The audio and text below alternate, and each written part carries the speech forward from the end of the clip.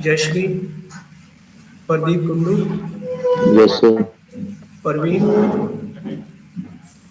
Rohit Kumar, Shreya, Shashi, present sir. Sheenu, Shiv Shankar, Surjeet, Sandeep Behera.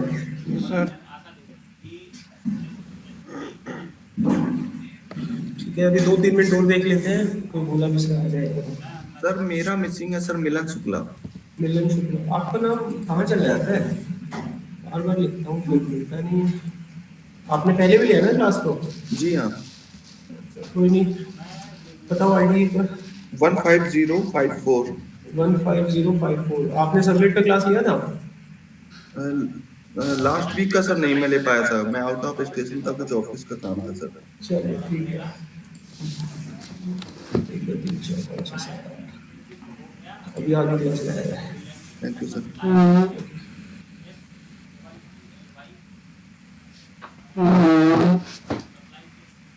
Submit में जो काम वगैरह दिए थे वो करे आप लोगों ने?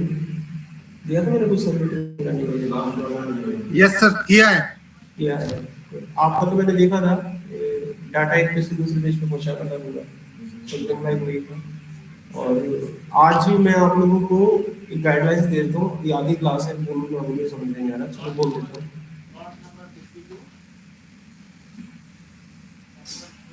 देखो अभी आपका चल रहा है 28 जैन का महीना खत्म मान लीजिए आप। फैब एंड में आपका ये जेएसपी सबमिट खत्म हो जाएगा फैब एंड में, ठीक है? यानी कुल मिलाकर मैं आपको 13.5 घंटे अभी है मेरे पास। जेएसपी को पढ़ने के लिए 6 से 7 घंटा चाहिए होता है, 13.5 घंटे हमारे पास। तो कुल मिलाकर आपकी 9 क्लासेस होंगी, सैटरडे संडे करके 9 क्लासेस आपकी होंगी। इसमें आपको अगर देखा जाए, अपना शार्प माइंड और स्ट्रेट माइंड रखें, तो अगर मैं कहूँ ऑलरेडी आप पढ़ चुके हो सर। कारण जो भी सब्जेक्ट में आपने पढ़ा उसको जीएसपी में कन्वर्ट करना है सर, यानी कॉन्सेप्ट यू ऑलरेडी नो, सिर्फ क्या करना है कोडिंग आप देखेंगे कि कोडिंग कैसे करनी है।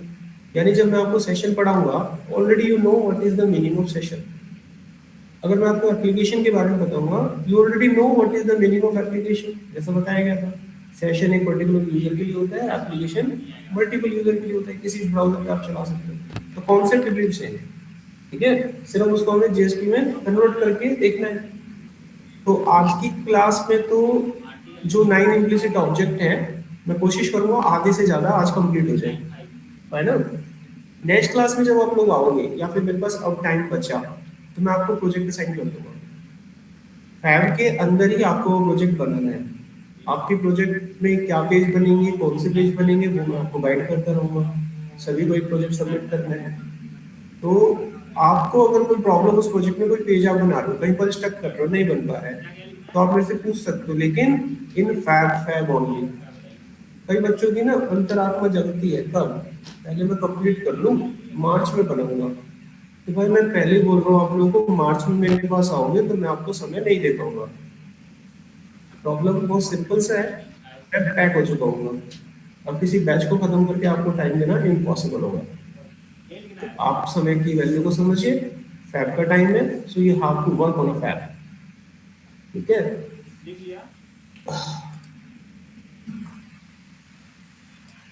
अब जिन बच्चों ने लेट सेशन स्टार्ट किया वो रिकॉर्डिंग देख के समझ जाएगा मैंने क्या लेक्चर दिया अभी, तो सोचिए। तो चलिए स्टार्ट करते हैं। सबसे पहले आपको जेएसपी का पहले इंट्रोडक्शन समझ लेना, ठीक है? उसका बेस समझिए जेएसपी का, जेएसपी कैसे काम करता है।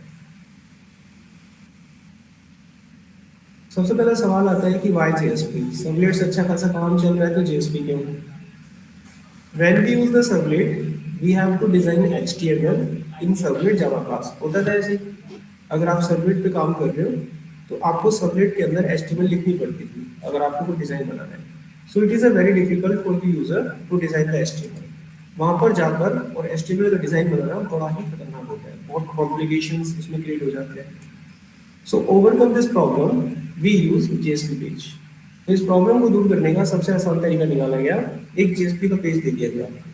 JSP के पेज में क्या होता है, HTML ऑलरेडी बना बनाया आता है, आप उसके अंदर जावा लिख सकते हो। अब होता क्या है कि किसी भी एप्लीकेशन डेवलपमेंट में जब आप जाते हो तो जब आपको डेटा निकाल के किसी पेज पर लाना होता है तो उसमें 80% तो डिजाइन होता है। अभी वेबसाइट खोल के देख लो, उसमें 80% तो सारा काम किसका होता है, डिजाइन का होता है।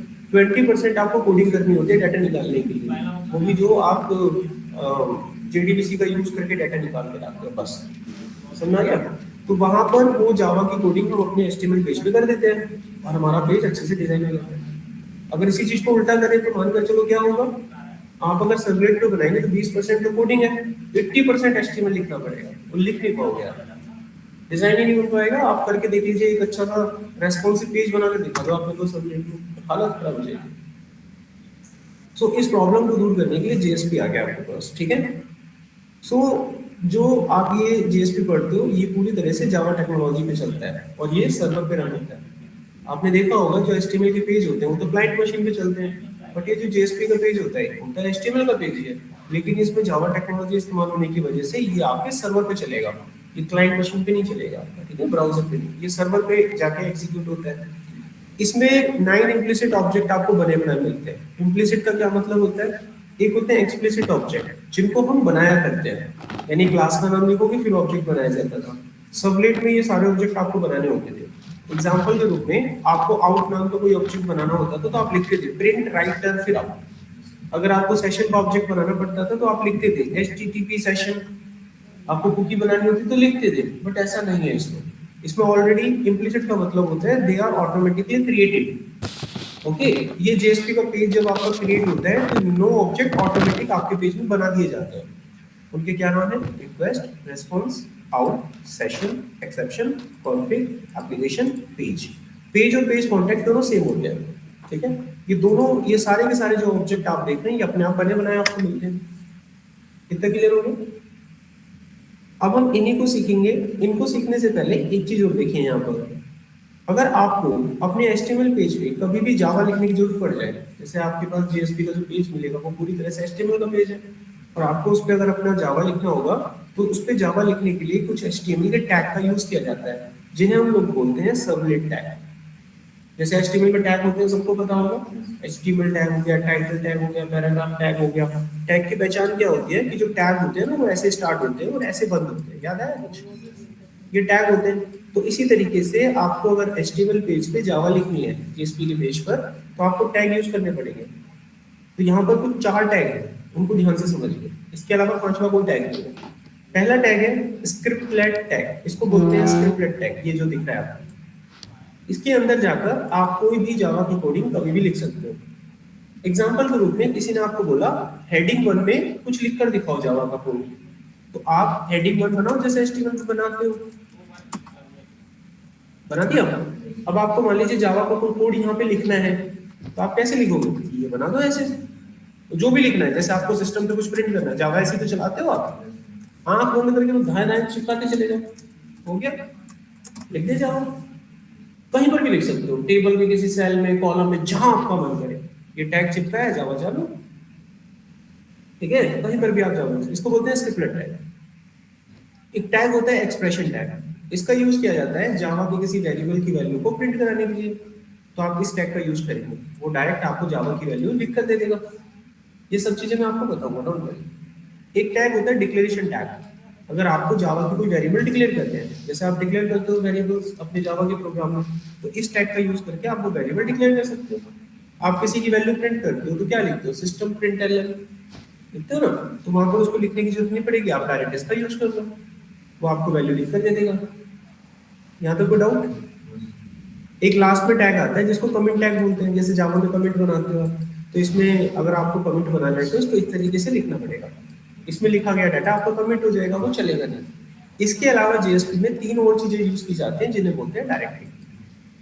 ओके, तो 3 डायरेक्टिव होते हैं। एक होता है पेज डायरेक्टिव, इसका यूज क्यों किया जाता है, मान लीजिए आपको अपने जेएसपी की पेज पे कोई क्लास इंपोर्ट करनी है। अब ये जावा का पेज तो है नहीं जो आप इंपोर्ट स्टेटमेंट लगा दोगे, तो यहाँ पर आपको एक टैग दिया गया है पेज नाम का। देखो टैग की परिभाषा आ गई, यहाँ पर पेज डायरेक्टिव आप देखेंगे, जो भी क्लास आपको इंपोर्ट करनी है वो आप यहाँ पर लिख दीजिए। वो क्लास देखो इंपोर्ट हो गई, पैकेज इंपोर्ट हो गया आपके कोड में। नॉर्मली आप जैसे करना चाहते हो, कोई भी क्लास इंपोर्ट करनी है ऐसे करनी होती है आपको, ठीक है। एक होते हैं जीएसटीएल टैग, इसमें हम अपने खुद के कस्टम टैग बना सकते हैं किसी भी चीज का, ये आपको लास्ट में पढ़ाया जाएगा। एक होता है इंक्लूड। इंक्लूड में क्या होता है कि हम एक मास्टर पेज डिजाइन कर सकते हैं। जैसे मान लीजिए किसी पेज की हेडिंग है और वो हेडिंग आपको 10 पेजेस पर सेम चाहिए, तो आप उस हेडिंग को एक पेज पे बना लो, फिर उस पेज को अपने किसी भी जेएसपी पेज में इंक्लूड करा लो, तो वो कोड आपको बार बार नहीं लिखना पड़ेगा, डिजाइन वो हर पेज में अपने आप आता रहेगा। तो ये कुल मिलाकर पूरा आपको एक सारांश बता दिया है। तो कुल मिलाकर टोटल कितनी चीजें हो गई? 7।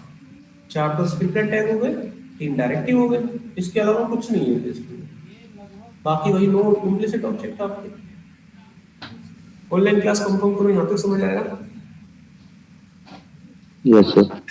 Yes sir. अब हम इसको सिस्टम पे प्रैक्टिकली करके देखेंगे, ठीक है?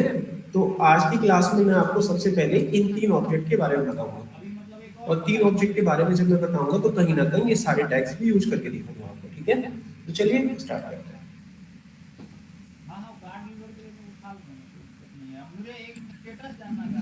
सिंपली अपना जावा का प्रोजेक्ट जैसे अभी तक आप चलाते आए हो वैसे चला लेगा।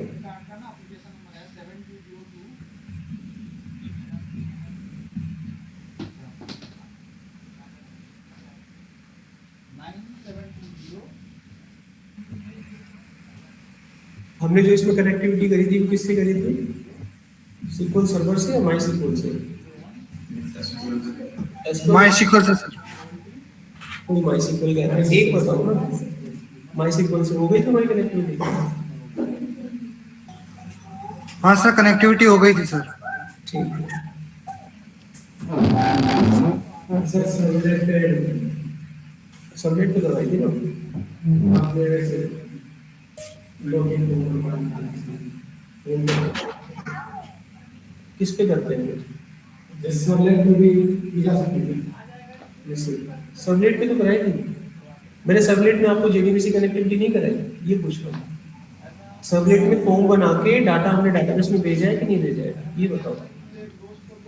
सर आपने टास्क दिया था करने के लिए। मैंने टास्क दिया था करने के लिए, तो आप लोगों ने कर लिया वो? सर कर तो लिया है सर। वही पूछ रहा हूँ, अगर मैंने करवाया है तो बताओ। नहीं हुआ ना? कनेक्टिविटी करो, कोई बात नहीं। कनेक्टिविटी जब जेएसपी में करेंगे बात एक ही है, तो आपको सबमिट पे करो, जेएसपी पे करो, कनेक्टिविटी सेम रहेगी। आप तो इसमें बता देंगे आप।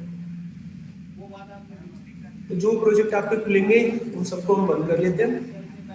गो to file and create a new project. यहाँ पर आप जावा वेब लेंगे, ये आपकी एप्लीकेशन हो जाएगी। स्टार्ट करेंगे, ये एप्लीकेशन का नाम आ जाएगा, तो 35 ले लेते हैं, ओके करेंगे एंड देन नेक्स्ट। फ्रेमवर्क्स आपको कुछ लेने नहीं है, फिनिश करेंगे आप, और ये आ गया आपके सामने प्रोजेक्ट, ठीक है? अब क्योंकि आप जो पढ़ने जा रहे हो जेएसपी पढ़ने जा रहे हो, तो एचटीएमएल पेज की जरूरत ही नहीं होती है, हम डिलीट कर देंगे। वजह क्या है? क्योंकि इस एचटीएमएल पेज पे आप जावा की कोडिंग नहीं कर सकते, और जब हम जेएसपी में काम कर रहे हैं तो मुझे वहाँ एचटीएमएल में जावा की कोडिंग करनी पड़ती है, तो हम इस पेज को डिलीट कर सकते हैं। राइट क्लिक करेंगे और यहाँ पर जाकर हम डिलीट कर देंगे। डिलीट हो गया। अब इसके बाद हम इसमें अपने जेएसपी की पेज ऐड करते हैं। राइट क्लिक करना है और न्यू पे जाके कोई भी जेएसपी का पेज आप ऐड कर दीजिए, ठीक है? आप सिंपली यहाँ पर क्लिक करेंगे और ये आपसे पेज पूछेगा, आप इसको कोई भी नाम दे दीजिए।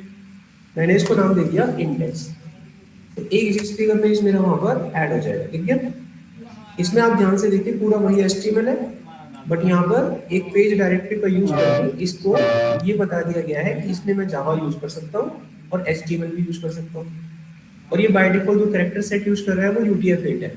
जैसे स्काई कोड होते हैं ना, ऐसे ही ये हमारी वेब डिजाइनिंग का एक कैरेक्टर सेट होता है, जिससे इसको पता चलता है हम क्या लिख रहे हैं। यहाँ पे UTF-8 वहाँ पर ये यूज कर रहा है।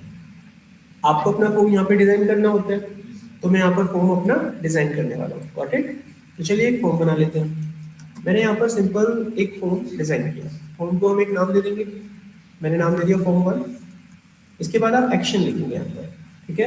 अब इसमें मेथड देने की जरूरत नहीं होती है, क्योंकि इसका जो कोड है मैं किसी जावा के ऊपर तो लेके जाने वाला हूँ नहीं। अब मैं जब यहाँ से कोई फॉर्म का डाटा भरूंगा तो इसकी रिक्वेस्ट मैं दूसरे जेएसपी को दूंगा, और जेएसपी के पेज में कोई जावा की कोडिंग का तो फ्रेमवर्क होता नहीं है, उसमें तो हम नहीं लिख सकते मेथड गेट पैट। तो बाय डिफॉल्ट इसकी जितनी भी रिक्वेस्ट जाएंगी किसके थ्रू जाएंगी? गेट के थ्रू जाएगी। पोस्ट के थ्रू कभी देनी होती है तो उसका जिक्र हम वेब.xml में करते हैं। ठीक है। यहाँ पर बाय डिफॉल्ट किस पे लेगा, गेट पे लेगा, आपको नहीं लिखना होता। हमें सिर्फ एक्शन में हमें दूसरे जेएसपी पेज का नाम डालना है जहां पर हम इसके डाटा को प्रोसेस करेंगे। ओके, अब हम यहाँ पर एक फॉर्म बनाते हैं।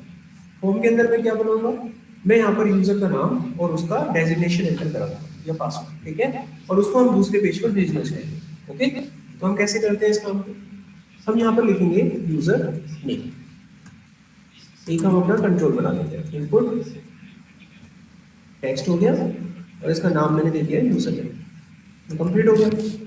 अब गए हम अगली लाइन पे, यहाँ पर हमने बना दिया मान लीजिए डेजिग्नेशन,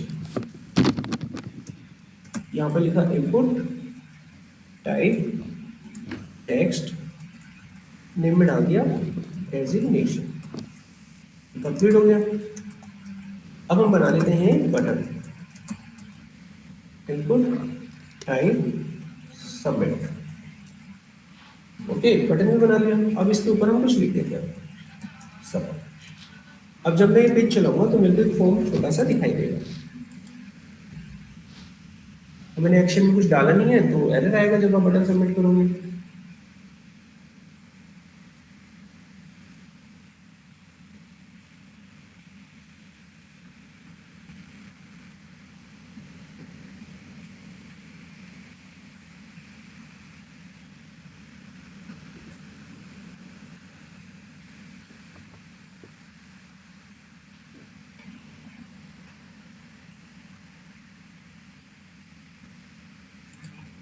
तो ये मेरे पास फॉर्म आ चुका है।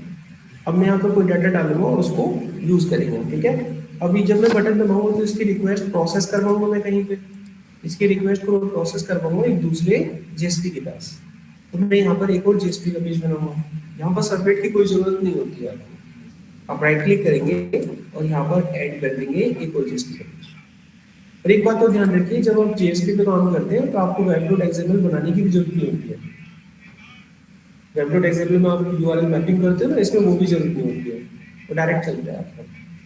लेकिन करना चाहते हो तो कर सकते हैं, बताएंगे आपको कैसे करते हैं बाद में। राइट क्लिक करना, न्यू पे जाना, एक नया जेएसपी का पेज दे देना। इस जेएसपी पेज को मैं एक नाम दे देता हूँ गेट डेटा, इसमें मैं डाटा निकालने वाला हूँ। ओके करेंगे, ये आपके पास एक और पेज आएगा। तो जो आपका पहला वाला पेज था, आप इस रिक्वेस्ट को जिसके पास भेज रहे हो वो यहाँ पे दो। अब उस पेज का नाम था गेट डेटा डॉट जेएसपी, इसमें जेएसपी साथ में लिखना है। तो आपकी रिक्वेस्ट इस पेज पर जाएगी। इस पेज पर जब आपकी रिक्वेस्ट जाएगी तो यहाँ पर आपको वो डाटा निकालना होगा। तो यहाँ पर वो डाटा निकालने के लिए आपको रिक्वेस्ट ऑब्जेक्ट की जरूरत पड़ेगी।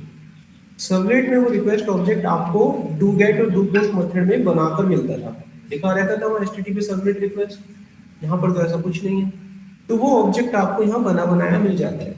9 ऑब्जेक्ट होते हैं जो आपको यहाँ पर रेडीमेड मिलते हैं। तो यहाँ आपको वो मेथड मिल चुके हैं, उसको हम अब जावा के कोड को यहाँ यूज करना चाहते हैं। तो जावा का कोड यूज करने के लिए मैंने आपको कुछ तरीके बताए, तो उन टैग का यूज करके आप यहाँ जावा की कोडिंग लिख सकते हो। तो इस पेज के ऊपर टॉप में हेडिंग डाल के लिख देता हूँ data coming from index page, ठीक है। हिंट के रूप में मैंने ऐसे कुछ लिख दिया है। अब इसके नीचे मैं डाटा निकालूं। अब देखो मेरे को डाटा किस किस का निकालना है, एक तो यूजर नेम, एक डेजिग्नेशन।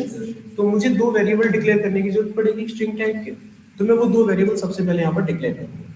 वेरिएबल कैसे डिक्लेयर करते हैं, एक्सक्लेमेशन, ये डिक्लेरेशन होती है। तो मैंने यहाँ पर 2 वेरिएबल बना दिए, एक का नाम मैंने दिया यूजर नेम और एक का नाम दिया डेजिग्नेशन। कंप्लीट हो गया काम, वेरिएबल डिक्लेयर हो गया। अब इन दोनों वेरिएबल में मुझे वैल्यू डालनी है। अब मैं यूज करूंगा जावा की कोडिंग, इसके अंदर करते हैं स्क्रिप्टेड टैग में, इसके अंदर मैं कोडिंग यूज करूंगा। अब कोडिंग में मुझे करना है क्या है, मुझे एक तो यूजर का नाम निकालना है, यूजर का नाम लिखा मैंने। अब निकलेगा कैसे, रिक्वेस्ट ऑब्जेक्ट से। तो यहाँ पर वो ऑब्जेक्ट आपको बनाया बनाया मिलता है। बाकी देखो सब काम अपना वही है, गेट पैरामीटर, मेरे पैरामीटर का नाम थी जो नहीं निकल गया, समझे। अब ऐसे ही मैं डेजिग्नेशन निकाल लूंगा, यहाँ पर लिखा designation request dot gate parameter designation. समझ में आ रहा है ना सबको, सिंपल, दोनों डाटा निकल गए। अब इन दोनों डाटा को मैं एक टेबल में प्रिंट करना चाहता हूँ, समझ लो टेबल में। तो मान लीजिए यहाँ टेबल का डिजाइन है। अब देखो HTML में है तो हमें डिजाइन बनाना आसान है, वहां पर दिक्कत होता है, यहाँ पर थोड़ी ना कोई दिक्कत है। ये लिखा मैंने टेबल, ये लगाया बॉर्डर, ये दे दिया मैंने सेल स्पेसिंग, ये दे दिया मैंने सेल पैडिंग, टेबल तैयार हो गया।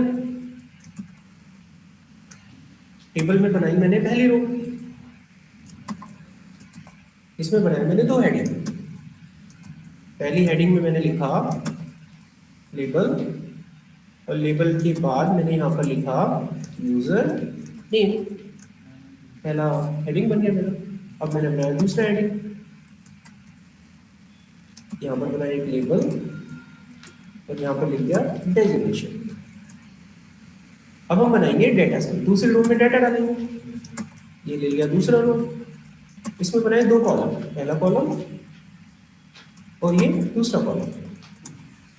अब मुझे इन कॉलम में वैल्यू प्रिंट करनी है, तो किसी की भी वैल्यू प्रिंट करने के लिए मैंने आपको जावा का एक टैग बताया था ना, स्क्रिप्टलेट एक्सप्रेशन टैग, वो यूज कर लूंगा मैं सीधा ऐसे। किसकी वैल्यू लिखनी है? यूजर नेम की। बताओ क्या दिक्कत है, आसानी से यूज हो रहा है। अब मुझे यहाँ पर पासवर्ड लिखना है अगले वाले डेजिग्नेशन सॉरी, यहाँ पर मैं लिखूंगा ऐसे डेजिग्नेशन। हो गया, खत्म, सिंपल। अब जाकर आपने देखिए यहाँ पर कौन कौन से ऑब्जेक्ट आपने सीखे। आपने स्क्रिप्टलेट से सीख लिए तीनों। कमेंट को चलाने की जरूरत नहीं, आप इसे कमेंट कर देंगे, कमेंट हो जाएगा। मैं नहीं चाहता इस वैल्यू को लाना, कमेंट कर दूंगा। कैसे करेंगे, ये तरीका बताया था आपको ऐसे। अब ये यूजर नेम की वैल्यू मुझे नहीं दिखाएगा, समझ रहे हो ना बात। अब ये इस वैल्यू को मुझे शो नहीं करेगा, बाकी दिखा देगा। अब आप अपने पेज को चलाइए, पेज पे गए, राइट क्लिक करा, रन कर दिया, होम आ गया। अब मैं इंडेक्स पेज करूँगा, मैं यहाँ पर डाटा डालता हूँ। मैंने डाटा डाला हरीश, डेजिग्नेशन डाली मैनेज। अब मैं सबमिट करूँगा, डाटा मेरा देखो दूसरे पेज पर गया, और देखो नेम मैंने कमेंट कर दिया था, आ तो रहा है डाटा। आसान है, बहुत आसान पड़ेगा उससे, ठीक है। कुछ भी नया नहीं सीखने वाला, each and everything you will see learn same, but JSP में सीख रहे हो। क्लियर करो, कंफर्म करो, समझ आ गया ऑनलाइन क्लास। अब मैं इसको यहाँ से अगर प्रिंट करना चाहता हूँ वैल्यू को, तो मैं एक्सप्रेशन टैग में डाल के प्रिंट कर दूंगा ऐसे। अभी मेरे को वैल्यू भी बता दें, सेव कर देना सारा प्रोजेक्ट पहले, अब चला लेना, डालना वैल्यू, बटन दबाओ, दोनों डाटा। ओके, अब बताइए online class, is there any doubt? No.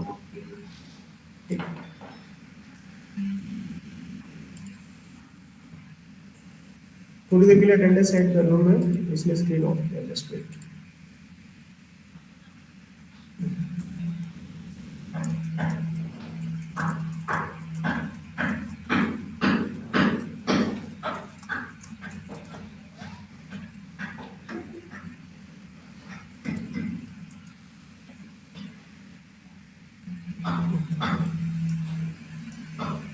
Okay,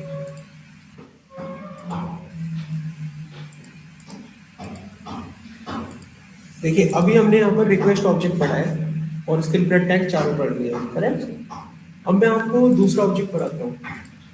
मान लीजिए आपने जो डाटा भेजा गेट डाटा वाले पेज पर, आपने इस टैग का यूज करके वैल्यू को यहाँ पे प्रिंट किया है। आप इस टैग को यूज करे बिना भी वैल्यू को प्रिंट कर सकते हैं। कैसे करते हैं समझाते हैं आपको। इसको भी मैं कमेंट कर देता हूँ कुछ देर के लिए। अब मान लीजिए मेरे को डेजिग्नेशन की वैल्यू यहाँ पर प्रिंट करवानी है, करेक्ट। तो वहां पर आप सर्वलेट में कैसे प्रिंट कराते थे? आप लिखते थे प्रिंट राइटर, उसका ऑब्जेक्ट बनाते थे, फिर प्रिंट करते थे। यहाँ पर वो आपको राइटर जो है, प्रिंट राइटर का ऑब्जेक्ट बना बनाया मिलता है, इम्प्लिसिट ऑब्जेक्ट है। तो यहाँ पर बना बनाया मिलेगा आपको, उसका नाम है आउट। आपको जो मन करे वो प्रिंट करा लो, आउट डॉट प्रिंटलन। आपको जो लिखना है वो लिख दीजिएगा।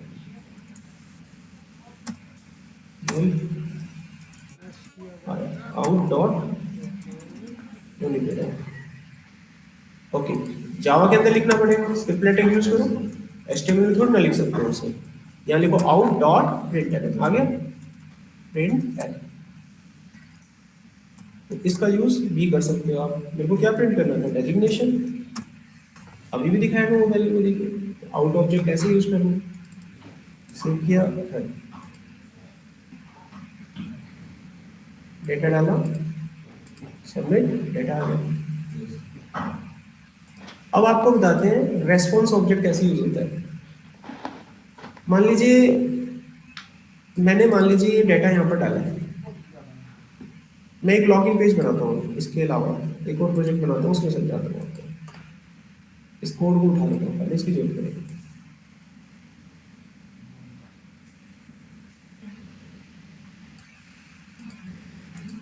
सो नेक्स्ट मैं आपको बताने जा रहा हूँ response object, how to use response object. तो मुझे चाहिए एक फॉर्म, ये बन गया मेरा फॉर्म, करेक्ट। तो ये यूजर नेम है और उसको मैं ले लेता हूँ पासवर्ड। पेज वैसे मेरे को बनाना चाहिए था जेएसपी का, बट इस पेज पर मैं कोई जावा की कोडिंग तो कर नहीं रहा हूँ, तो डाटा भेजने में तो मेरी कोई दिक्कत आएगी नहीं। डाटा ही तो भेज रहा हूँ, कुछ उठा के कर थोड़ी ना, भेजने में कोई दिक्कत मेरे को नहीं है। इसकी डाटा को मैं भेज कहाँ रहा हूँ, इस पेज के पास। तो ऐसा एक पेज बना देते हैं। तो मान लीजिए मैं इस पेज का नाम लॉगिन दे देता हूँ, चलो यही दे देते हैं। राइट क्लिक करा, ये लॉगिन दे देंगे तो ज़्यादा बेटर है, लॉगिन। तो लॉगिन नाम का एक पेज में बनाऊंगा, ठीक है। तो लॉगिन विंडो है मेरी, इसमें मैं यूजर नेम पासवर्ड डालूंगा, लॉगिन होने पर मैं भेजूंगा इसको दूसरे पेज पर। तो इस डाटा को प्रोसेसिंग के लिए मैं एक जेएसपी पेज को दूंगा, उसका नाम होगा लॉगिन पेज। आ गया। अब इसके ऊपर मेरे को वो डाटा उठा के लाना है, इनके ऊपर बस ये लिख देता हूँ this is a login page. अब इस पे मेरे को डाटा उठा के लाना है, तो डाटा उठा के लाने के लिए पहले आप देखो कितने वेरिएबल है, दो वेरिएबल आपको डिक्लेयर करने पड़ेंगे, आप उन्हें डिक्लेयर कर दीजिए। एक है यूजर नेम और एक है पासवर्ड। डिक्लेयर हो गई। अब इनकी वैल्यू उठा के लानी है। इनकी वैल्यू को आप सबसे पहले इनिशियलाइज कर दो, चाहे ब्लैंक देके कर दो, दिक्कत आता नहीं है। पहले मैंने ब्लैंक देके इनिशियलाइज कर दिया। अब इनको हम कुछ वैल्यू दे देते हैं। वैल्यू कहाँ से देंगे हम, रिक्वेस्ट डॉट गेट पैरामीटर, ये पहली वैल्यू, ओके। ऐसे में दूसरी वैल्यू दूंगा यहाँ पे, दूसरी वैल्यू जिस पैरामीटर से दूंगा उसका नाम है पासवर्ड।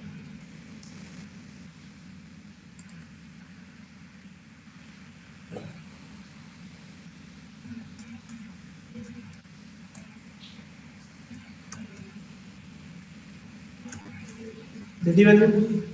अब हम इसको चेक करेंगे आईडी और पासवर्ड मैच कर रहा है कि नहीं कर रहा है, एडमिन और एडमिन। एक फेल्स लगाएंगे, user name dot equals admin, अगर यूजर नेम एडमिन है, और साथ में हम चेक करेंगे पासवर्ड इक्वल्स एडमिन। अगर ये दोनों वैल्यू एडमिन एडमिन है तो मैं पहुंच जाऊं एक पेज पर जिसका नाम हो सक्सेस। यहाँ पर मैं एक पेज बना देता हूँ, इसका नाम मैंने दे दिया सक्सेस, और इस पेज को लिख देते हैं लॉगिन सक्सेस।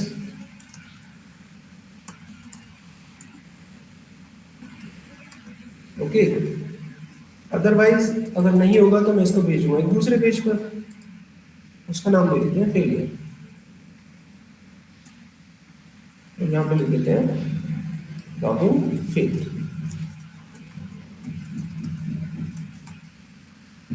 बन गया।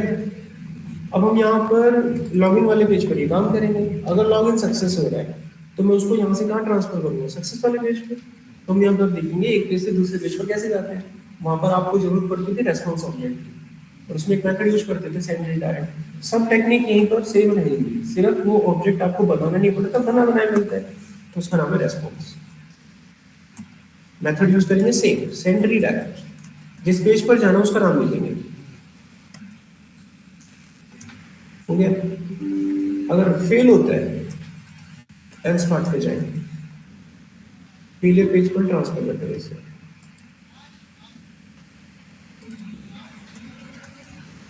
डन हो गया टास्क, प्रोजेक्ट चला लीजिए, सेव किया। अब रन करते हैं, प्रोजेक्ट कहाँ चलेगा, इंडेक्स पेज से रन।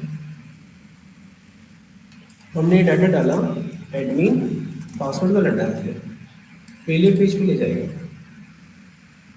मैंने डाला सही, ये सक्सेस पेज पे गया।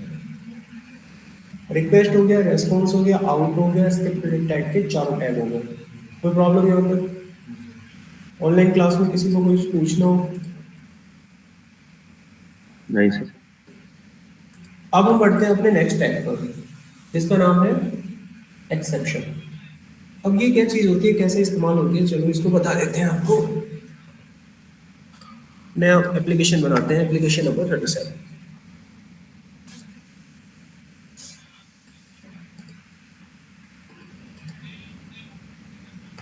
तो ये जो प्रोजेक्ट है आपका, ये मैं एक्सेप्शन बता रहा हूँ, इसमें एक्सेप्शन ऑब्जेक्ट।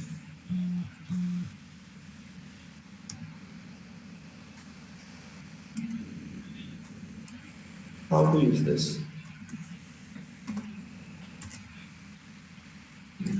मैं यहाँ पर बनाता हूँ एक फॉर्म नॉर्मली, इसको मैं डाटा को भेजूंगा process.jsp पेज पर। यहाँ पर मैं दो टेक्स्ट बॉक्स बना देता हूँ, एक में डालता हूँ नंबर 1,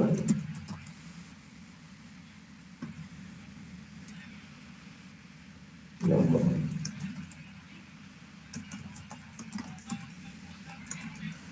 एक और बना देते हैं नंबर 2। अब बनाते हैं बटन।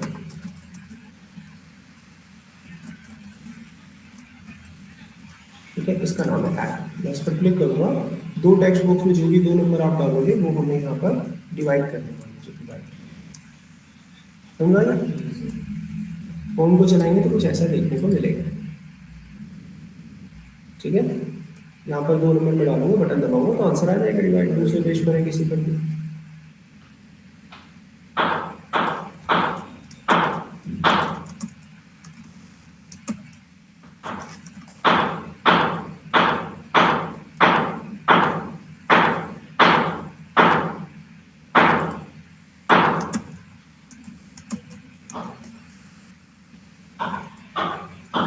और हमें इसे करना है। तो चलिए, इसके पास मैं रिक्वेस्ट भेजूँ, उसका नाम है प्रोसेस। एक प्रोसेस नाम का इस पे पेज बना देते हैं।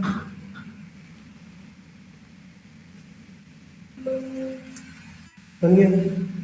अब इस फॉर्म के ऊपर डाटा आएगा आपका, ठीक है, प्रोसेस करेगा उसे। तो यहाँ पर मुझे सबसे पहले तो दो वेरिएबल बनाने पड़ेंगे, और दोनों वेरिएबल इंटीजर टाइप के होंगे क्योंकि दोनों न्यूमेरिक वैल्यू है, नंबर 1, नंबर 2, और ये बनाकर आप छोटे से आगे बढ़ेंगे। और कोड एक्सप्लिसिटली आप आगे की तरफ लेके जाएंगे। डाटा उठाएंगे पहले आप, रिक्वेस्ट डॉट गेट पैरामीटर, ये उठाया नंबर 1 से, ये स्ट्रिंग वैल्यू देगा आपको, इसको हम इंटीजर में कास्ट करेंगे।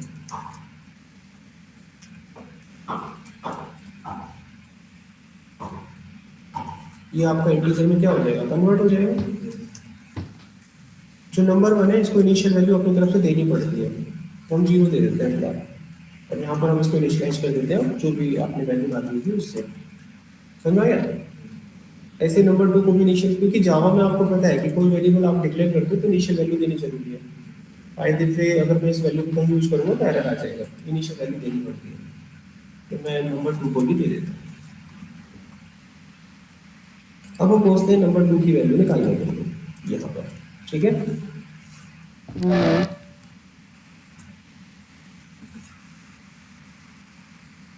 निकल गई दोनों वैल्यू। अब मुझे इन दोनों को डिवाइड करना है। डिवाइड करने के लिए भी एक वेरिएबल चाहिए होगा लास्ट में, रिजल्ट नाम का। अब इसके अंदर नंबर 1 नंबर 2 को डिवाइड करना है मेरे को, तो मैंने लिख दिया result is equal to number 1 divide by number 2। अब इसकी वैल्यू को मैं एक पेज पर प्रिंट करना चाहूँगा कहीं पर, ठीक है। तो रिजल्ट की वैल्यू को भी डिफॉल्ट 0 डाल देते हैं। अब इसको मैं आंसर को कहीं प्रिंट करना चाहता हूँ, ब्रेक लगाया, यहाँ पर ये एक हेडिंग, यहाँ लिखा आंसर, ठीक है। अब वो आंसर मेरे को अगली लाइन में यहाँ पे लिखना है एक पैराग्राफ के अंदर। ओके, अब उस आंसर को यहाँ पे लिख देते हैं। आंसर किसके पास है, रिजल्ट के पास है, तो मैंने लिख दिया out dot println script tag का यूज करके, या फिर आप एक्सप्रेशन टैग का भी यूज करके डायरेक्ट लिख सकते हैं, तो डायरेक्ट लिख देंगे। बस आपको इसके साथ यूज टू होना है, यूज टू समझते हो, हैबिट बनानी है बस। हो गया काम, चलाते हैं प्रोजेक्ट। सेव किया प्रोजेक्ट को, रन, नंबर पूछ लिया। मैंने पहला नंबर डाल दिया 12, दूसरा डाल दिया 2, कोई दिक्कत नहीं है। आगे मैंने पहला नंबर डाला 12, दूसरा डाल दिया 0। अब किसी नंबर को 0 से भाग करते हैं एक्सेप्शन आता है, जावा में पढ़ा होगा, so it will throw the exception divide by 0। अब मुझे इसको अपने प्रोजेक्ट में क्या करना पड़ता है, हैंडल करना पड़ता है। अब हमने तो पढ़ी है जावा, तो हम करेंगे हैंडल। लॉजिक आपका यहाँ गड़बड़ है, तो इसको क्या करोगे आप, ट्राई कैच में डालोगे।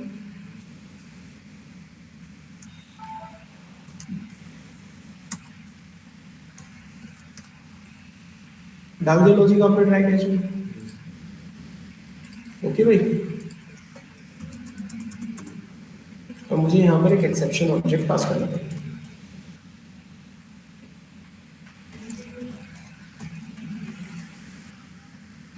ओके, अब ये जो लॉजिक है किसमें लगाते हैं, ट्राई के अंदर डालते हैं,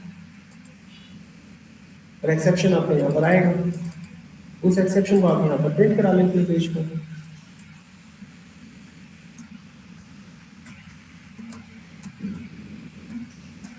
तो समझ आ रहा है, ऐसे करते हो ना, तो ये हमने यहाँ पे ऐसे कर दिया। अब चला कर देखते हैं क्या कहते हैं। सेव किया प्रोजेक्ट को, ये रन किया, गलत नंबर डाल दिया, एक्सेप्शन हैंडल हो गया, तो डिफॉल्ट वैल्यू देखो एरर ऊपर आ गया, और आपकी डिफॉल्ट वैल्यू प्रिंट हुई है 0 0 करके। तो यहाँ पर ये पता लगा कि यार एक्सेप्शन अगर हमारे किसी भी पेज पे आएगा तो हमें ऐसे हैंडल करना पड़ेगा। मान लीजिए आपने कोई प्रोजेक्ट कर रहा है, उस प्रोजेक्ट में आपके पास सैकड़ों पेज है, और हर पेज पे लॉजिक होगा, तो आपको हर पेज को ट्राई कैच में डालना पड़ेगा, बहुत लफड़ा हो जाएगा। अब मैं आपको ऐसा एक तरीका बताऊंगा, आपको किसी भी पेज पे ट्राई कैच नहीं लिखना है। आपके पेज में किसी भी पेज में अगर कोई एक्सेप्शन आएगा तो वो आपको एक एरर पेज पे ले जाएगा, वो एरर पेज हम डिजाइन कर लेंगे। कभी भी एरर आएगा वो एरर पेज मिल जाएगा, और आपका वो एरर किस वजह से आया है वो एरर भी प्रिंट हो जाएगा।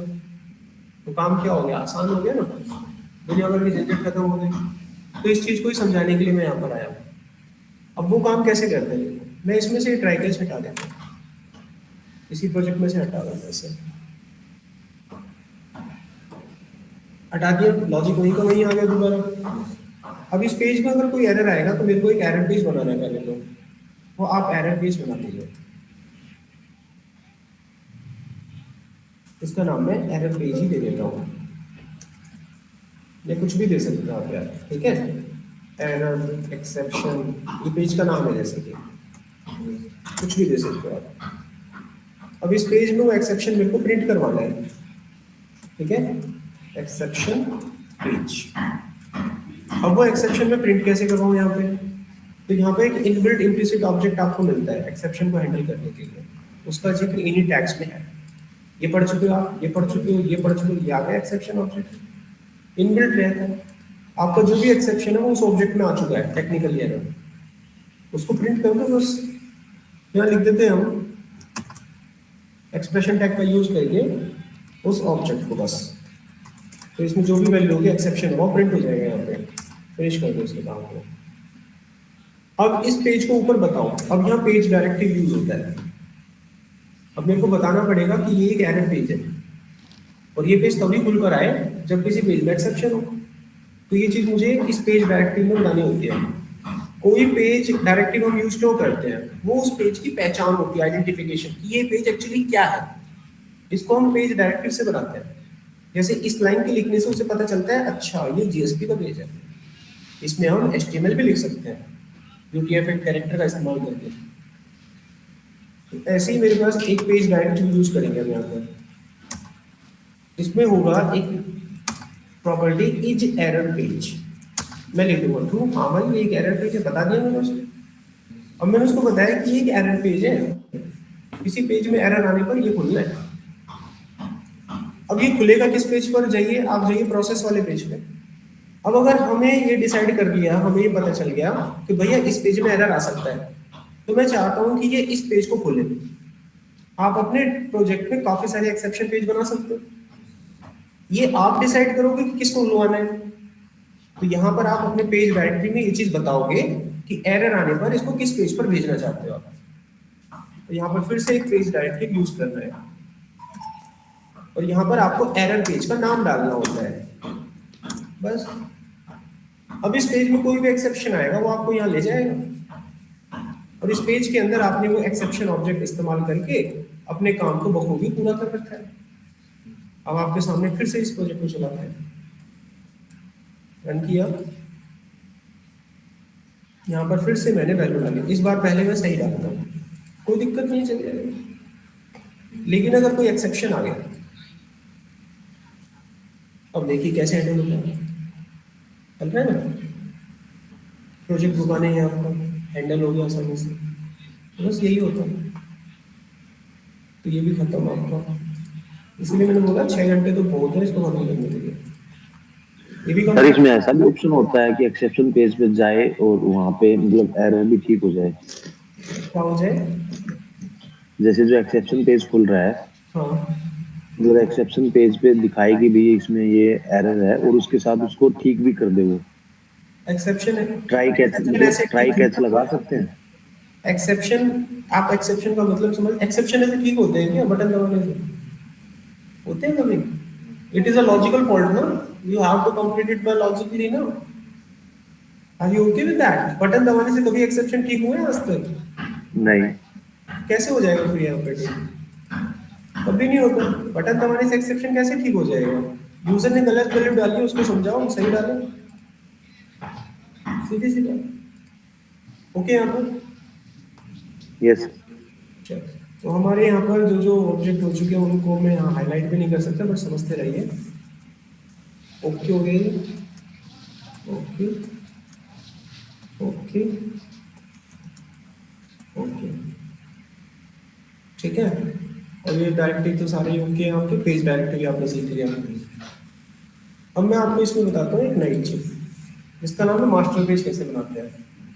अब मान लीजिए मेरे पास ये पेज है, ये वाला, और एक ये पेज है। मैं इन दोनों पेज में एक हेडिंग बनाना चाहता हूँ। मैं चाहता हूँ कि जब भी वेबसाइट को रन करूँ तो वो हेडिंग वहाँ पे दिखाई दे, एक मास्टर पेज में, कोई भी डिजाइन देके। तो मैं यहाँ पर एक डिजाइन पेज बनाऊंगा। इसको मान लीजिए मैंने बना दिया हेडर, ये मेरे प्रोजेक्ट का हेडर है। अब इस हेडर को मैं खुद से डिजाइन कर लूंगा जैसा कि आप चाहते हैं, ठीक है। डिजाइन आप कर लीजिए। तो हेडर को डिजाइन, छोटा सा एक डिजाइन करके दिखा देते हैं आपको। मैंने एक डिव ले लिया, ठीक है। डिव के अंदर मैं यहाँ पर एक स्टाइल डाल देता हूँ। स्टाइल में यहाँ ना डाल के यहाँ पे भी लगा सकता हूँ CSS के अंदर, इसमें तो आप इसमें भी लगा सकते हो। आपको बूट स्टेप आते हैं तो बूट स्टेप लगा सकते हो।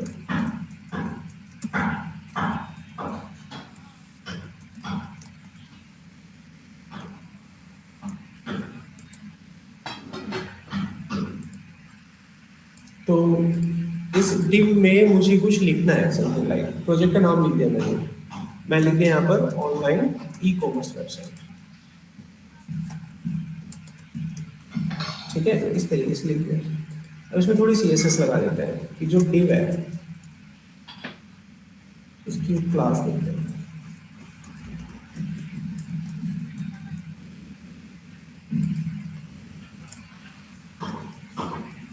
इसकी हम एक विड्थ डिसाइड कर देते हैं 1000 पॉइंट,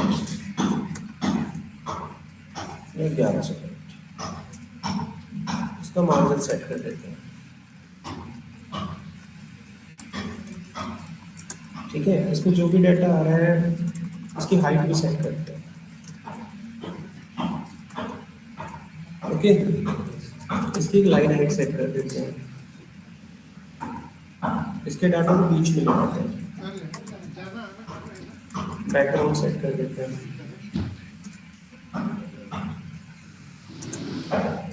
फ़ॉन्ट का कलर सेट कर देते हैं, ठीक है। इसको कैपिटल लेटर में डाल देते हैं,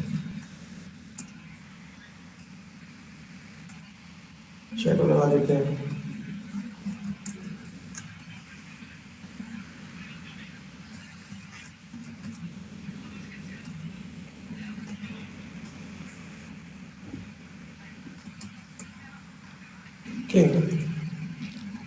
बॉक्स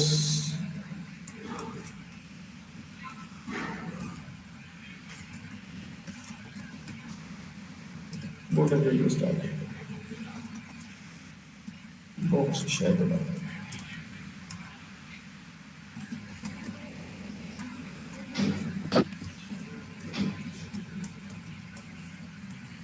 कुछ बन गया है डिजाइन डिजाइन से, आप देख लेते हैं इसको।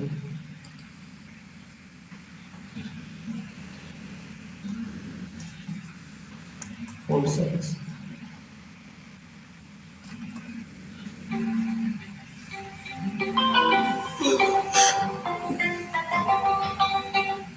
हेलो हेलो, हाँ जी, हेलो, या फिर हाँ मैं ठीक हूँ, मैं तो क्लास ले रहा हूँ, आप नहीं आए क्लास में।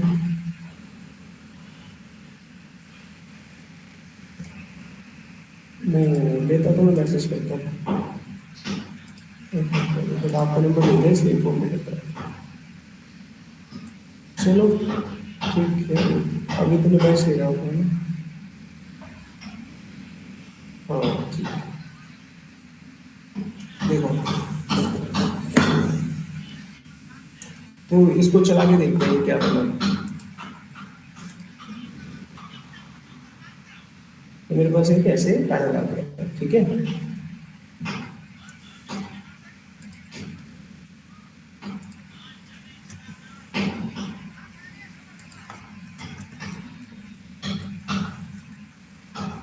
बन गया हेडर प्रोजेक्ट। अब इस हेडर को मैं दोनों पेज पे लगा के दिखाऊंगा आपको, है ना, दोनों पेज पे।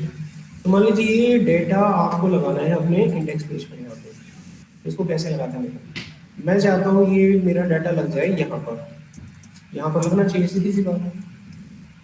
तो मैं यहाँ पर यूज करूंगा इंक्लूड नाम का पेज डायरेक्टरी। इंक्लूड नाम का पेज डायरेक्टरी आ जा।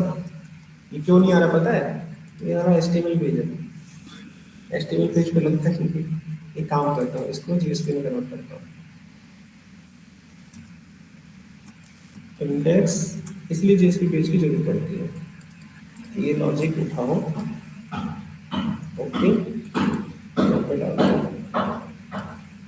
ओके। अब इस पेज को डिलीट कर दो,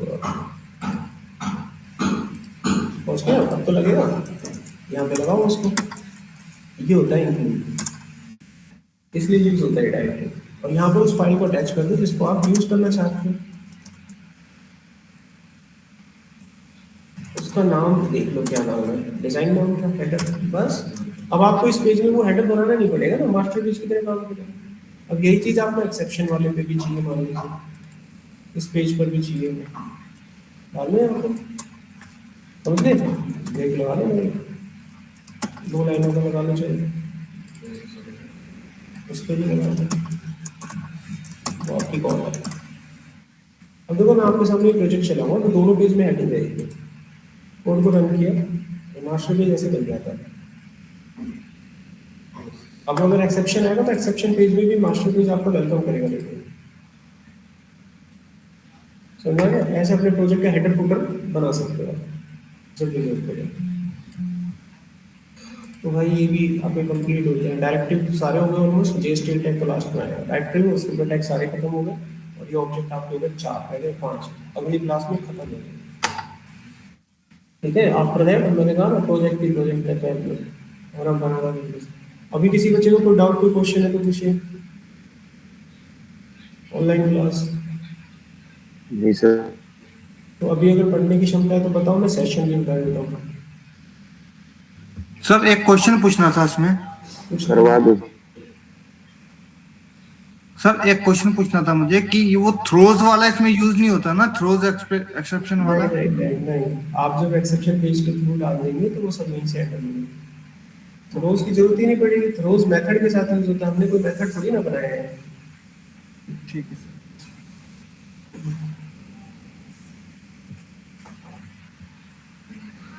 ओके, अभी टाइम बच रहा है आधा घंटा, तो पढ़ाओ। तो उसमें पढ़ा बताना दो। सेशन और बता देता हूँ, ठीक है। नहीं और कोई खत्म हो जाएगा, कोई वो सिंपल टॉपिक है। देखो इसमें सेशन कैसे यूज होता है, तो उसके लिए मुझे एक पेज फिर से बनाना पड़ेगा। फाइल न्यू प्रोजेक्ट जावा, एक लॉगिन पेज बनाएंगे, इसको डिलीट कर दो, पेज इसमें ऐड कर, इसका नाम देते हैं इंडेक्स। ये हो गया हमारा। सर हाँ जी बोलिए। सर मैं ना जो प्रोजेक्ट आपने दिया था, मतलब जो क्लास में करवाया था, मैं वो कर रहा था ना लास्ट जो वीक का था, तो उसमें एक एक्सएमएल फाइल होती है जैसे सिंगल होती है, तो उसमें कॉन्टेक्स्ट पैरामीटर कर दिया मैंने जैसे ऐड, तो उसके बाद मैं दोबारा से यूआरएल रीराइटिंग वाला करने लग गया ना, तो वो हुआ नहीं, मतलब उस पे एरर आया कि कॉन्टेक्स्ट पैरामीटर में यूआरएल रीराइटिंग की जरूरत कहाँ पड़ती है, डायरेक्ट कॉल होता है। नहीं, मतलब उसी नहीं, वो नहीं कह रहा, जैसे मैंने पहले वो किया, ये जो कॉन्टेक्स्ट पैरामीटर वाला करके उसके बाद उसी प्रोजेक्ट के अंदर। जो भी कुछ किया है ना, बातों से ये चीजें क्लियर नहीं होंगी, just show the screen, I will just check up that. नहीं एक्चुअली मैं ऑफिस में हूँ, तो मैं आपको ना स्क्रीनशॉट भेज दूंगा घर पे जाके। जस्ट शो एंड बातों से जब ठीक है, बोलूंगा मैं घर पे जाके भेज दूंगा।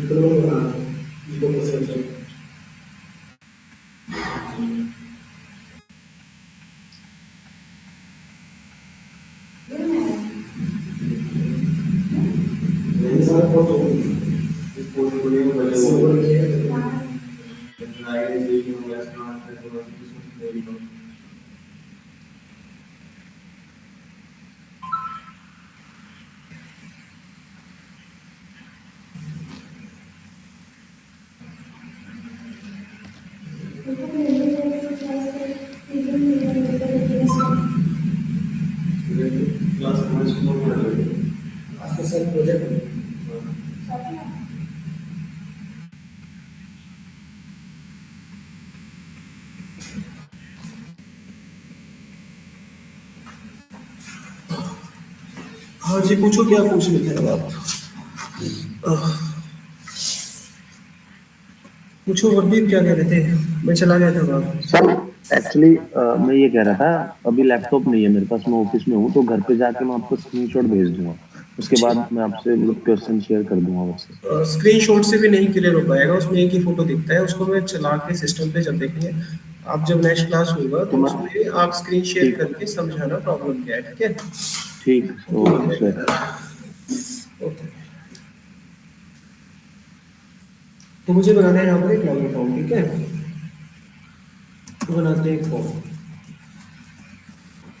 मैं यहाँ पर आपको सिखा रहा हूँ session management, session in JSP.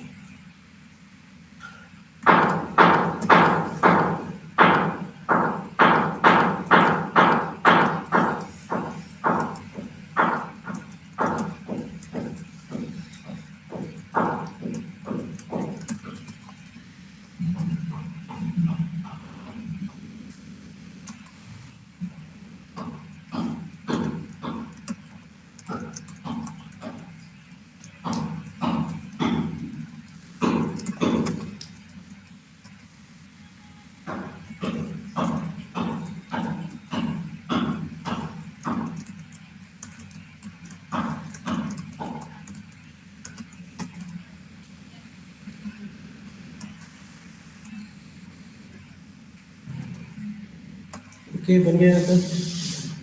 अच्छा, अब होना ये चाहिए कि जब मैं बटन दबाऊं तो ये डाटा मेरा लॉगिन पेज पर जाएगा और प्रोसेस करेगा कि डाटा आईडी पासवर्ड चेक है कि नहीं, ठीक है?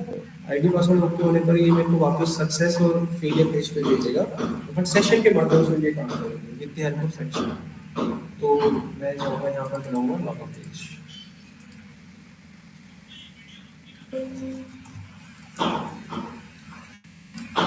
सी मेरे पास लॉगिन पेज आ गया है। यहाँ पर मैं 2 वैल्यू उठाकर लाऊंगा पहले। एक चाहिए यूजर नेम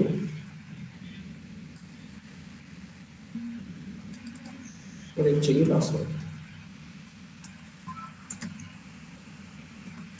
अब हम इसके ऊपर काम करेंगे। यहाँ पर यूजर नेम मेल कर दीजिए, पासवर्ड की वैल्यू मेल कर दीजिए। कभी ऐसे एरर दिखे ना तो कोडिंग में एरर नहीं होता है, वो थोड़ी देर वेट करो या एंटर एंटर मार लिया करो ऐसे, क्योंकि HTML है ना, जावा को इंक्लूड करने में दिक्कत देता है थोड़ा। आप अपनी कोडिंग से संतुष्ट हो, आपको पता है कोडिंग सही लिख रहे हो, ऐसे एंटर एंटर करके एरर चला जाएगा, वो चला जाएगा।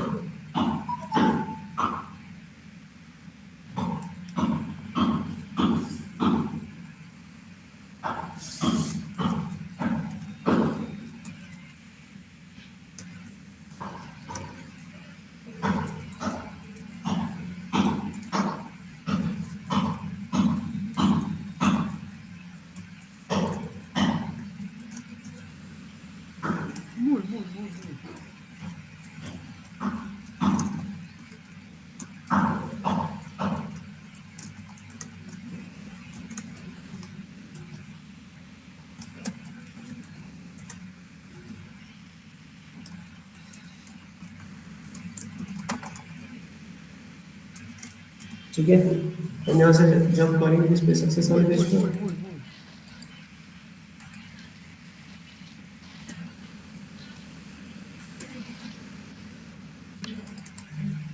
नहीं तो फेलियर वाले पेज पे।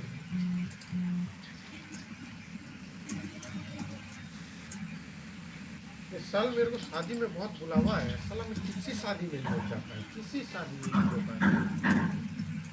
राहुल भाई किसी भी शादी में नहीं जा पाया आपकी वजह से। बिल्कुल भी बने गया बस ये ना। आप इसी साल शादी करो।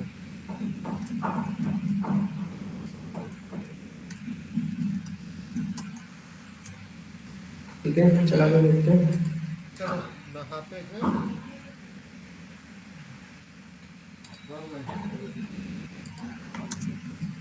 देखा अभी लाइट है कैसे एडिट होता है, ये दिक्कत है। चलिए चलाते हैं। अब मैंने सेशन नहीं बनाया कुछ करेक्ट है, ये डाला यूजर ने, ये पासवर्ड, ये मैं आ गया सक्सेस पेज पर, ऊपर देख सकते हैं सक्सेस है, ये डाला गलत, ये आ गया फेलियर पेज पर, फेलियर दिखा।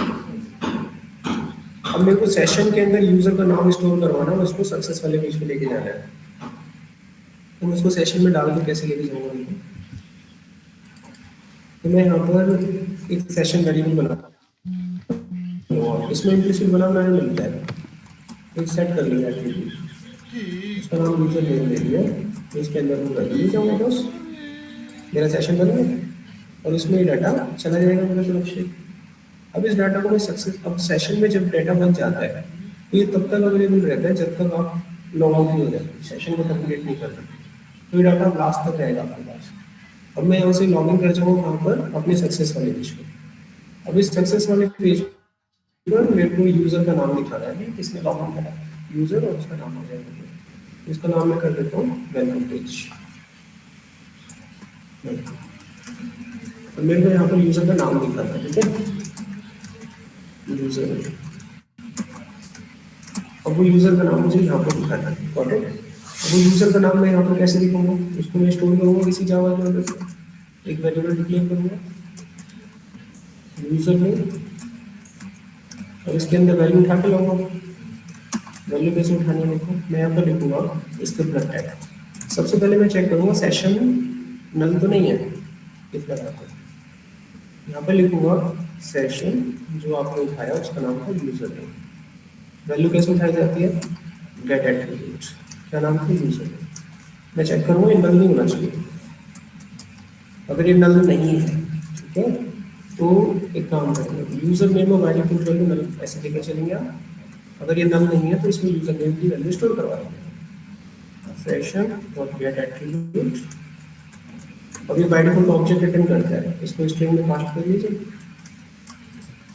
तो यूजर नेम की वैल्यू मिल गई ना आपको। अब इस यूजर नेम की वैल्यू को यहाँ पर चिपकाना है, कैसे चिपकाते हैं, एक्सप्रेशन टैग होता है आपके पास, चलिए समझ गए। अब यहाँ पर मैं एक लॉग आउट का बटन भी बना लेता हूँ, कभी भी सेशन लॉग आउट कर सकता है, रिटर्न करवाऊंगा लॉग आउट हो जाएगा। तो इसी पेज पे लॉग आउट का क्या करते हैं, बटन बना लेते हैं।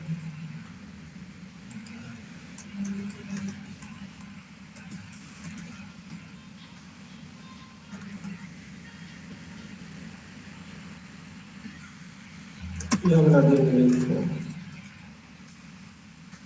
एक्शन दे दिया, यहाँ लिख दिया लॉग आउट डॉट जेएसपी, ठीक है। एक बटन बनाना है उसके लिए लॉग आउट में, सेशन को टर्मिनेट करने के लिए यहाँ लिखा इनपुट टाइप सबमिट, मैंने डाल दिया लॉग आउट, ठीक है। अब एक जेएसपी पेज बनाऊंगा तो इसको टर्मिनेट कर देगा, और कहाँ ले जाएगा मुझे वापस, वो मुझे ले जाएगा वापस इंडेक्स पेज पे। कहाँ पर मैं सक्सेस वाले पेज पे, यहीं पर लॉग आउट का बटन है, तो लॉग आउट का पेज बनाओगे,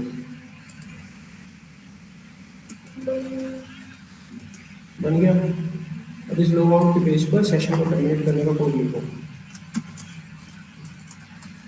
पहले सेशन चेक करो आया है कि नहीं आया है। Session dot gate attribute user name, अगर वो नल में लगेगा तो नल कर लेते हैं उसे, अगर वो नल नहीं तो क्या करेंगे, सेशन को इनवैलिडेट कर देते हैं, session dot invalidate, session terminate हो गया। और यहाँ से उसको भेज देते हैं response dot send redirect index dot JSP, बन गया। लोग वाले में तो मैंने कुछ करा नहीं है, फेलियर वाला तो फेलियर ही आएगा मैसेज, बट साइन इन तो आपका चल जाएगा।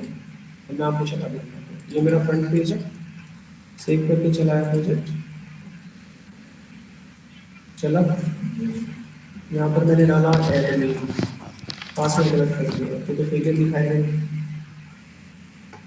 ठीक है। फेलियर आ रहा है, फेलियर पेज है, बट आप सही डालोगे तो सही पेज पर चले जाएगा एडमिन, और सेशन के माध्यम से आपका यूजर नेम भी जाएगा, यूजर नेम आएगा। अब एक सेशन जो बनता है पर्टिकुलर यूजर के लिए बनता है, यानी कि ये ब्राउजर एक यूजर है, मैं इस लॉगिन पेज को डायरेक्ट कॉपी करके अगर किसी भी पेज पर डालूंगा तो चल जाएगा, उसको आईडी पासवर्ड डालने की जरूरत नहीं है ना। लेकिन दूसरे ब्राउजर में नहीं चल सकता क्योंकि वो एक डिफरेंट यूजर है, it is a different user. Session जो होता है पर्टिकुलर यूजर के लिए होता है, डिफरेंट यूजर के लिए होता ही नहीं। तो अगर मैं इसे एक नया टैब बनाकर अगर उसको चलाऊंगा तो नहीं चलेगा, यहाँ पर अगर मैं चलाऊंगा तो नहीं खुलेगा, आ रहा है सेशन करना, है ना। लेकिन मैं चाहता हूँ कि ये रीडायरेक्ट हो जाना चाहिए था लॉगिन पेज पर, ये भी नहीं भूलना चाहिए था, जिसका कोड कैसे करना है। इस पेज पर जब आपने खोला था, यहाँ पर सेशन में जब आपने चेक किया था, यहाँ चेक किया था तो आपने सेशन को यहाँ पर चेक करके निकाला था। लेकिन अगर सेशन नल नहीं है, अगर उसकी वैल्यू नल आती है तो एल्स पार्ट में लिखो उस चीज पर कि हमारा पेज रीडायरेक्ट हो जाए इंडेक्स पेज पर। अगर वो डायरेक्ट आपको इस पेज का यूआरएल डालेगा तो उसको सेशन की वैल्यू नल मिलेगी, तो वो ये फायदा देगा। हो गया काम, अब चला लीजिए, इसको सेव कीजिए, प्रोजेक्ट को फिर से करेंगे।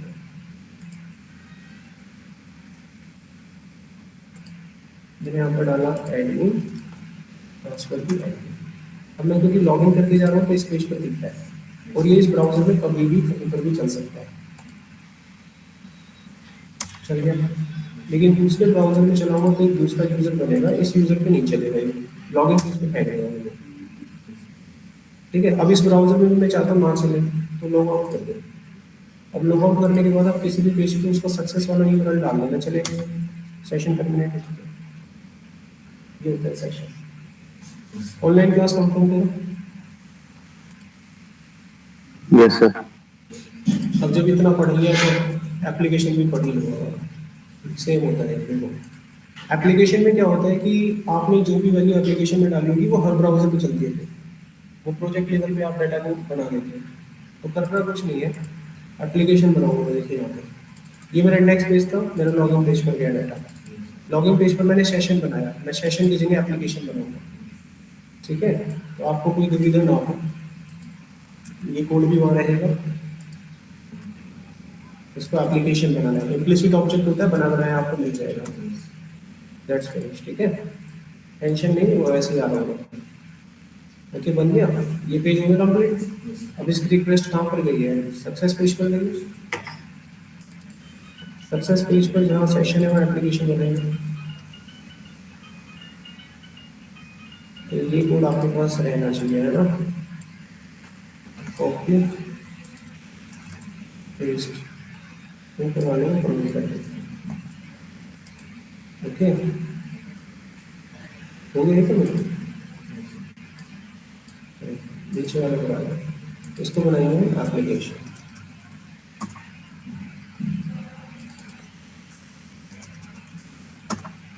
बन गया। अब ये किस पेज पर भेज रहा है मेरे को, हो गया ना, कोई बचा तो नहीं है।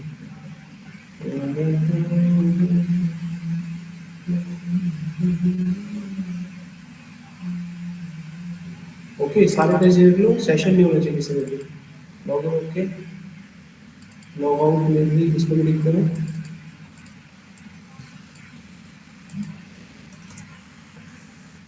मैंने कोड डिलीट नहीं करा है, सिर्फ चेंज करा है ताकि आपको लगे।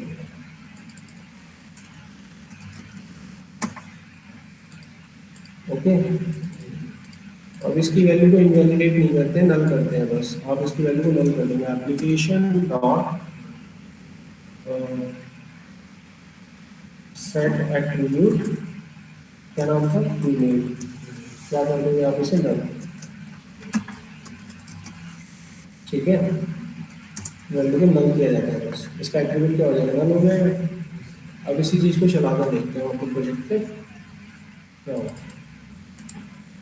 रन किया, एप्लीकेशन प्रोजेक्ट लेवल पे होता है, यानी दूसरे ब्राउजर पे भी चलेगा लॉग इन करने के बाद। ये मैंने पहले तो गलत डाला, फेलियर पेज आ जाएगा, हेलो वर्ल्ड लिखा होगा, अब मैंने सही डाल दिया। तो इस यूजर के लिए तो एप्लीकेबल है, इसको किसी भी पेज पे चला दो, कॉपी किया, चल रहा है यहाँ, और दूसरे ब्राउजर पे चेक कर देते हैं, यहाँ पर जाकर डाला, यहाँ भी चल रहा है। अच्छा, मैं यहाँ से अपने ब्राउजर से लॉग आउट कर देता हूँ, अभी किसी भी ब्राउजर पे नहीं चलना चाहिए, ना इस पे चलेगा और ना ही इस पे चलेगा। फर्क समझ में आ गया। एप्लीकेशन में किसी भी यूजर के लिए एप्लीकेबल होता है, एक पर्टिकुलर यूजर के लिए वो बनाना है तो सेशन में बनाते हैं, प्रोजेक्ट लेवल पे कोई वेरिएबल चाहिए तो एप्लीकेशन में डालते हैं। ऑनलाइन क्लास कंफर्म करो। Yes sir. Yes sir. आपने ये भी कंप्लीट कर दिया। अब इससे अंदाजा लगा सकते हो जिस जावा से आप डरते हो कितने दिनों का होता है वो, इमेजिन करो आप। अगर ढंग से अगर पढ़े 1 घंटा और तो खत्म। ये इसी चीज का दूसरा वर्जन देखा, सबरेट। तो सबरेट आपने पहली बार पढ़ा था इसलिए 4-5 दिन गिर गया था। अब सोचो 1 दिन चाहिए होता है, इसलिए इंडस्ट्रियल ट्रेनिंग जब होती है, जब आप पूरा जावा पढ़ के जाते हैं 6 महीने, वहाँ 5 दिन की होती है वो। द पॉइंट इज दिस, अब आपको समझने में टाइम कम क्यों लगा, क्योंकि ऑलरेडी सब लोग जानते हैं। आपको जब वो हायर करके ले जाते हैं, you already know Java, you already know sublet, you already know framework, तो वो ट्रेनिंग देते हैं तो 5 दिन में खत्म होता है। यही फर्क है, आप जिससे डरते हैं कुछ नॉर्मल सी चीजें आपको समझ में आ गई है, कहता हूँ। अब लग यार पेज कॉन्टेक्स्ट बता देता हूँ, बता दो। खत्म ही हो गया पेज कॉन्टेक्स्ट एक ही साथ चलता है, ऑन फिर रह जाएगा बस एक, खत्म। डेटाबेस कनेक्टिविटी करनी है, फिर आपको एक जीएसटीएल टैग बताना है, प्रोजेक्ट है। चलो आज के लिए बहुत हो गया, बहुत ज़्यादा हो जाएगा, इसको सेव करते हैं। जेएसपी के नोट्स भेज रहा हूँ मैं आप लोगों को। और ये जो प्रोजेक्ट है कहाँ से कहाँ तक बनाया हमने, याद है किसी को? 35 से बनाया था शायद। 35 से ना, भेज हाँ जी सर। अटेंडेंस भेज दियो। सर पर्टिकुलर सेशन को अगर हमें जैसे यूजर नेम को ही हटाना हो तो यूजर नेम को ही नल करना पड़ेगा ना सेट एट्रीब्यूट के थ्रू? हाँ, सेट एट्रीब्यूट करके उसको नल कर देना। ठीक है। रिमूव एट्रीब्यूट नाम की एक प्रॉपर्टी होती है, आप रिमूव एट्रीब्यूट भी यूज कर सकते हैं। सर प्लीज मुझे इस ग्रुप में ऐड कर लीजिए सर, मेरा लास्ट 28 अक्टूबर वाले में आपने ऐड कर रखा है। क्या नाम है आपका? मिलन शुक्ला सर। आप मेरे को मैसेज करो व्हाट्सएप पे, ग्रुप का लिंक भेज देंगे आपको। सर किया है मैंने अभी। अभी किया है? नहीं नहीं नहीं, स्टार्टिंग से ही कर दिया था। अभी करोगे तभी ना, अब आपके नंबर को कहाँ ढूंढूं? नहीं अभी मतलब आज ही किया सर। अरे दोबारा कर देना, ऊपर आ जाएगा। ठीक है, मैं फॉरवर्ड कर देता हूँ सर।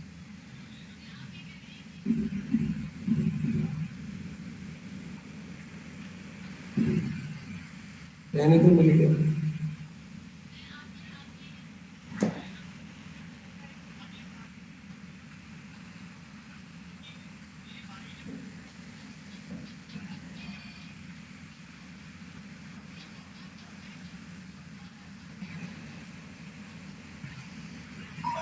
भेज दिया है, आप ज्वाइन कर लो।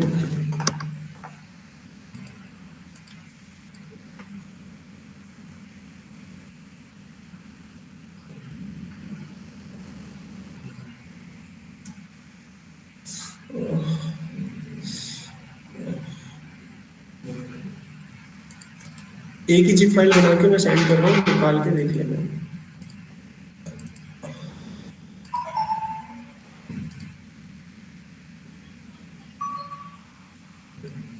ये हो गया कंप्लीट। ओके बच्चों, आज की क्लास ओवर करते हैं। Bye bye.